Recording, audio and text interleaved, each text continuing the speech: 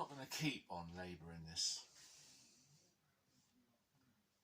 experiment, but I wanted to get it even better. Just to remind everybody,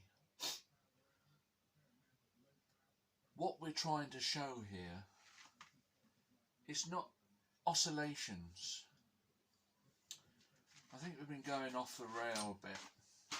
I'm getting distracted with the idea of oscillators and pendulums and things.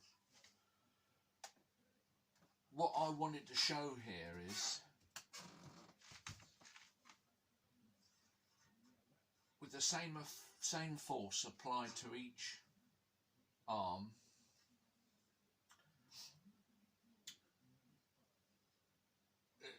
they accelerate together,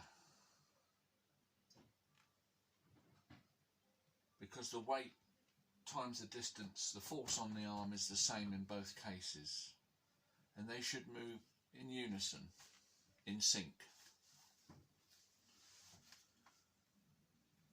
And just to address a point,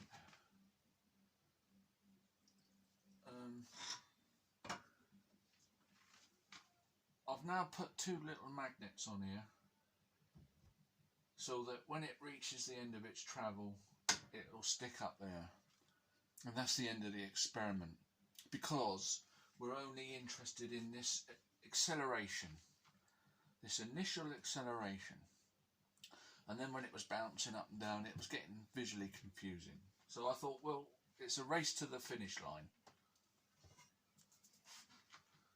Now, to address a point of Gary's about all this is wrong because we've got nuts and bolts here and everything, you know, it's not at all wrong. Wherever I put these bolts,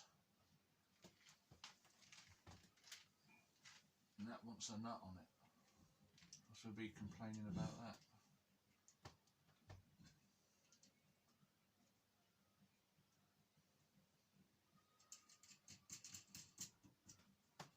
Wherever I put these bolts on one arm,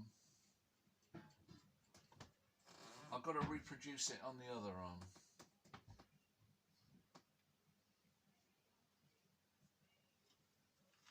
If we just take one arm for a minute, where I put these two bolts, I'll change it around, put the bolt here, bolt there, bolt here, move it about. It alters the centre of gravity of this arm. Yes, it would do. That doesn't matter a jot, as long as the other arm is exactly the same centre of gravity.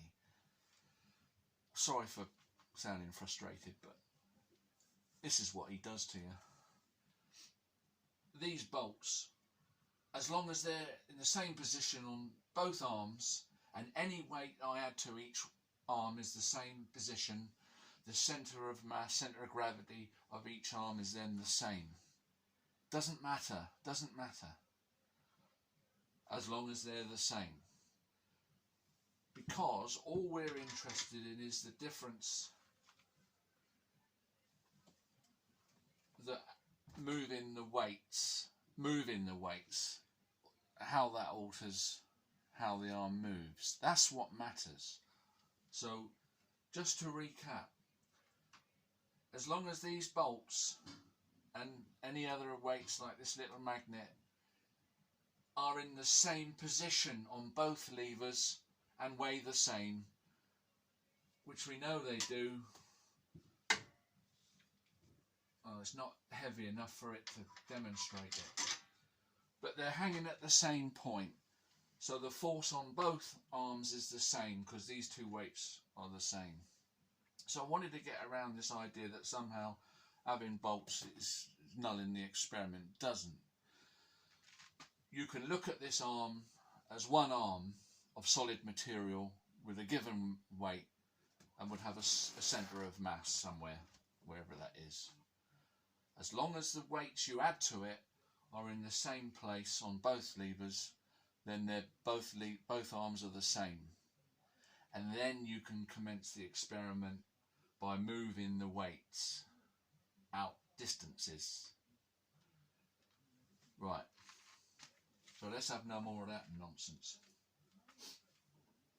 Let's see if they roughly go the same speed. We'll have a race. Come on, let's enjoy ourselves. So we're stretching both springs. 1, 2, 3, go. Now, I don't know how many times I can repeat this without something being disturbed.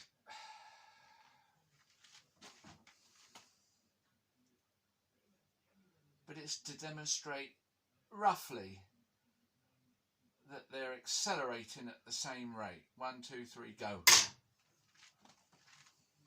Which is what you would expect, isn't it? Give or take.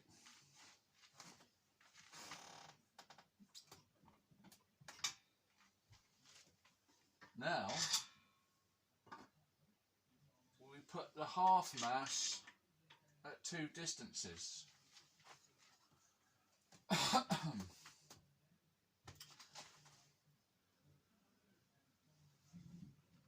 And they weigh the same, they have the same force on the lever. Gary says that this one must accelerate at twice the velocity of the one mass back here. It must do, because it's twice as far out. It must accelerate at twice the velocity.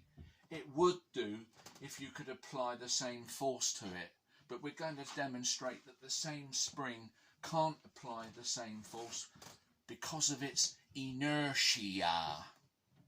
That thing that's 2,000 years old, or as old as the goddamn planet, if you like. Sorry for getting frustrated.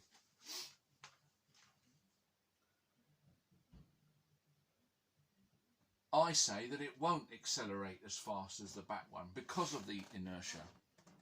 And we can prove it. We're not cheating. There's no difference in friction, because we've shown that with both levers moving at the same rate. There's no difference in them.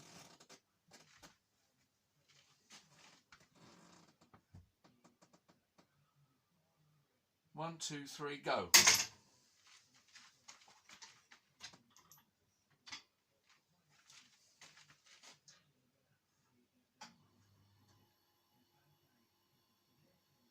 One, two, three, go.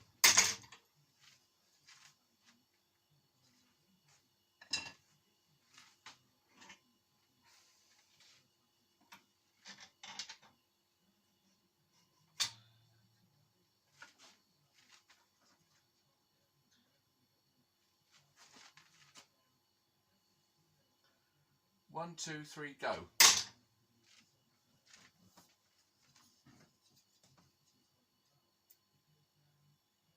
Is anybody going to deny that that shows a difference in the acceleration?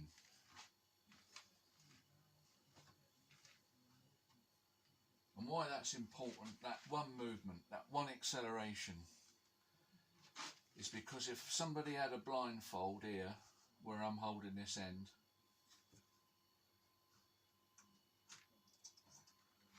if I was wearing a blindfold,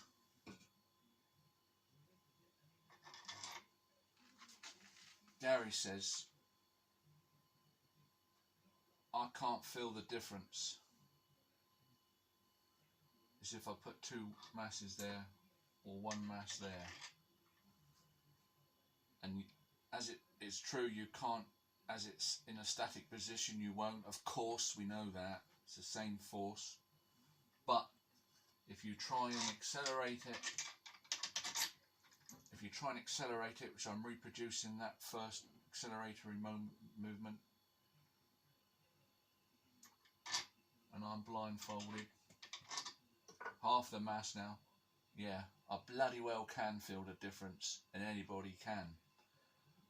And when he says he couldn't, he had a bit of a coat hanger wire with a couple of light magnets on one end, you wouldn't feel it.